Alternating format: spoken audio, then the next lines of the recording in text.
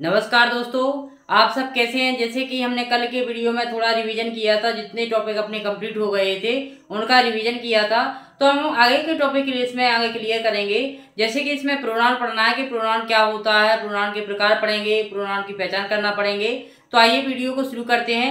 इसमें हमें याद रखना है प्रोनाउन की परिभाषा, क्योंकि हम छोटी क्लास में भी पढ़ते आए होंगे कि सर्वनाम किसे कहते हैं, संज्ञा किसे कहते हैं। जैसे संज्ञा किसी व्यक्ति, वस्तु, स्थान के नाम को संज्ञा कहते हैं। यहाँ पर बात करें सर्वनाम की, तो वे शब्द होते हैं जो संज्ञा के स्थान पर यूज किए जाते हैं, उन्हें क्या कहते हैं, सर्वनाम कहते हैं। यहाँ पर हम इसकी और परिभाषा बना सकते हैं कि वे शब्द जो संज्ञा की पुनरावृत्ति को रोकने के लिए यूज किए जाते हैं उन्हें हम सर्वनाम कहते हैं। क्या कहते हैं? सर्वनाम, यानी कि प्रोनाउन कहते हैं। तो इसमें एक परिभाषा दी गई है सरल सी कि सर्वनाम वह शब्द होता है जो संज्ञा के स्थान पर यूज होता है। Pronoun is a word that use in place of noun, मतलब संज्ञा के स्थान पर जो शब्द यूज होता है उसको हम क्या नाम देते हैं? प्रोनाउन नाम देते हैं। अब इसमें एक बात आती है कि संज्ञा की जो पुनरावृत्ति कैसे रोकता है। जैसे कि हम सेंटेंस लिखेंगे कि इसमें कि राम इज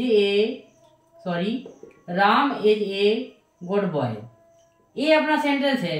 तो यहाँ पर जो राम है वो क्या है? नाउन है। क्या है? नाउन है। अब हम इसी को दोहराएं या राम के बारे में कुछ कहें तो हमें जैसे राम नहीं लिखना है, ही लिखना है। तो जो ही क्या है? सर्वनाम है, यानी हमें राम को लिखने की बजाय ही जो शब्द है वो संज्ञा की पुनरावृत्ति को रोक रहा है। यानी संज्ञा की पुनरावृत्ति को रोकने के लिए जो शब्द यूज किए जाते हैं उन्हें क्या कहते हैं? सर्वनाम कहते हैं। तो यहाँ पर जो बाय है ही, यानी किसके बारे में बात चल रही है? यहाँ पर राम के बारे में। तो इसमें हमें याद रखना है कि संज्ञा की जो पुनरावृत्ति रोकते हैं उन्हें सर्वनाम कहते हैं। जैसे कि हम एग्जाम्पल के थ्रू समझ सकते हैं कि मतलब हमें एक ही शब्द को कई बार ना लिखना पड़े जो नाउन हो। जैसे यहाँ पर लिखें कि he is a doctor, he is a doctor लिखें तो राम दो बार लिखना पड़ेगा, तो संज्ञा हमें दो बार लिखना पड़ रही है। लेकिन संज्ञा की पुनरावृत्ति को रोकने के लिए जो शब्द यूज किए जाते हैं उन्हें हम सर्वनाम की श्रेणी में रखते हैं। अगला इसमें पढ़ते हैं टाइप्स ऑफ नाउन्स कि सर्वनाम के प्रकार में कौन कौन से हैं। तो इसमें पहला प्रकार पढ़ेंगे पर्सनल प्रोनाउन। सबसे पहले हमें याद रखना है, स्पेलिंग पर ध्यान देना है कि पर्सनल मीन्स क्या होता है। पर्सनल मीन्स व्यक्तिगत होता है। यहाँ पर हम इससे बोल सकते हैं कि पुरुषवाचक सर्वनाम या व्यक्तिवाचक सर्वनाम भी बोल सकते हैं। इनकी परिभाषा भी पढ़ेंगे पर्सनल प्रोनाउन की। जिस सर्वनाम से बोलने, सुनने वाले या पर अन्य किसी व्यक्ति का बोध होता है उसे हम क्या कहते हैं? पर्सनल प्रोनाउन कहते हैं। मतलब हम जो बोल रहे हैं और दूसरा सुनने वाला है और किसी तीसरे के बारे में बात चल रही हो उसे हम पर्सनल प्रोनाउन के अंतर्गत रखेंगे। एग्जाम्पल के थ्रू हम समझेंगे। अब इसमें पर्सनल प्रोनाउन को कैसे समझेंगे?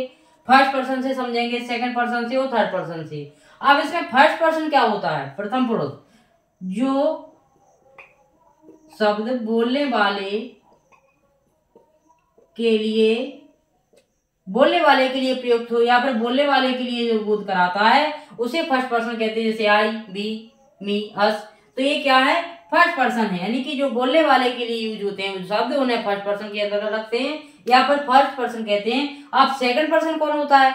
जैसे सेकंड पर्सन मतलब होता है सुनने वाला, तो इसकी हम परिभाषा बना लेंगे सेकंड पर्सन की कि सुनने वाले का जिससे बोध हो, वाले को का बोध हो, उसे हम किसे कहते हैं? Second person.